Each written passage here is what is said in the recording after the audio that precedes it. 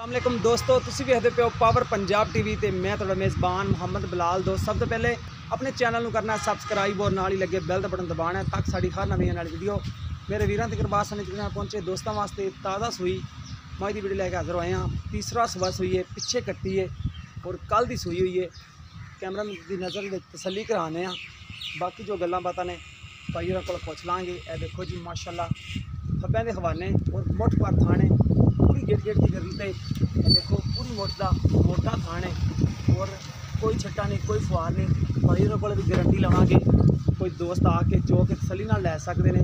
ए देखो जी माशाअल्लाह कुंडी वाला सिंह लग्या, कालियां शाह अक्खां, मत्थे दे विच चंद वाल सफेद ने और छोटी वक्खी दी पुट्ठा चौड़ा है, बरीक धागे वर्गी पूछ है। ए देखो जी माशाअल्लाह लाजवाब मझ है और बरीक चमड़ी दी है, मोटे चम वाली मझ नहीं दी। दुध देवन वाली नस्लां ने, मोटा चम नहीं हैगा। यह बरीक मझां दुध देंदियां ने, नीली बाड़ दी जिन्होंने कहते हैं, नीली बाड़ की मझ है। बाकी उन्होंने घरेलू है, उन्होंने घर रखी हुई है। तीसरा सूआ जैनमैन सूई है और जो दुध के रिकॉर्ड ने वो भी आप भाई होरां तो पुछ लांगे कि कितना दुध पिछले सूबे कर दी रही है और इस टाइम कितना दुध है हाजिर मौके मझ कोले।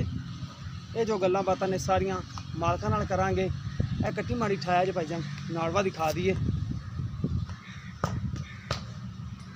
ये देखो जी माशाअल्लाह मझ कोई कमी नहीं, पोटरू में कोई मसला मसैल नहीं, खब्बे के हवाने लैके फिरदी है।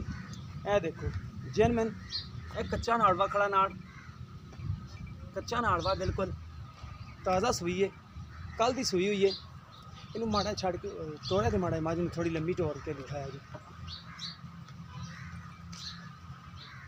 तो मैं भाई होरां नाल भी गल्लां बातां कर लेने, नाल मझ दिखाते फिरने। अस्सलाम वालेकुम। वालेकुम की नाम भरा दा?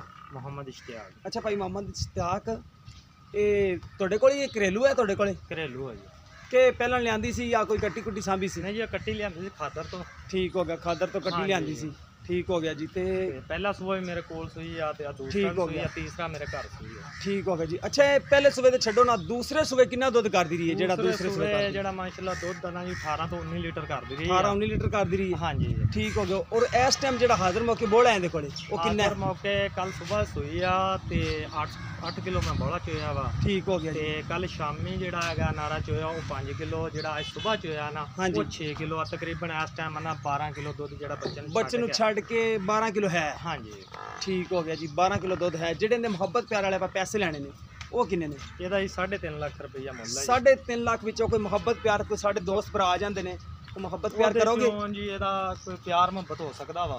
ठीक हो गया जी, मुहब्बत प्यार करोगे? ਬਹੁਤਾ ਨਹੀਂ ਹੋਣਾ ਗਾ। ठीक हो गया जी। कोई बंदा 2 टाइम चवाई करे, कोई थणा दे विच छट्टा फारत नहीं है? ਕਰ ਸਕਦਾ ਜੀ, ਕੋਈ ਕਿਸੇ ਕਿਸਮ ਦਾ ਡਾਊਟ ਨਹੀਂ ਹੈ ਜੀ। ठीक हो गया जी, मेहरबानी भाईजान। लो जी दोस्तों 3 लाख ते 50,000 जिन्होंने कहते हैं वो कीमत है 3.5 लाख रुपया।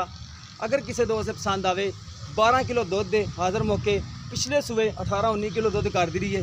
तीसरा सूआ जैनमैन सूई है, घरेलू मझ है।